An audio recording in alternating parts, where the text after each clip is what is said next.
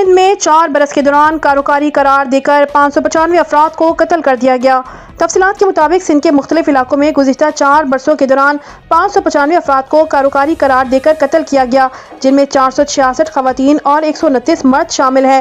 Sindh police کے record کے مطابق سال 2022 میں 102 واقعات میں 114 افراد کو کاروکاری قرار دے کر قتل کیا گیا، جن میں 89 خواتین اور 25 مرد شامل تھے۔ سال 2023 میں کاروکاری کے 151 واقعات میں 167 افراد قتل کیے گئے، جس میں 135 خواتین اور 32 مرد شامل تھے۔ سال 2024 میں کاروکاری کے 132 واقعات میں 152 افراد کو قتل کیا گیا، جن میں 123 خواتین اور 29 مرد شامل ہیں۔ سال 2025 کے 10 ماہ کے دوران صوبے میں کاروکاری کے 140 کیسز رپورٹ ہوئے، جن میں 162 افراد کو قتل کیا گیا۔ مقتولین میں 119 خواتین اور 43 مرد شامل ہیں۔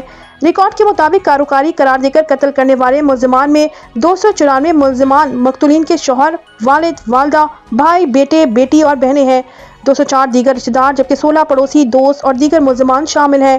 پولیس کے مطابق 4 برس کے دوران کاروکاری کے واقعات میں ملوث ملزمان میں 171 مقتولین کے شوہر، 33 مقتولین کے باپ، 77 مقتولین کے بھائی اور 5 مقتولین کے بیٹے، 2 مقتولین کی بہنیں، 2 مقتولین کی والدہ اور 4 مقتولین کی بیٹیاں شامل ہیں۔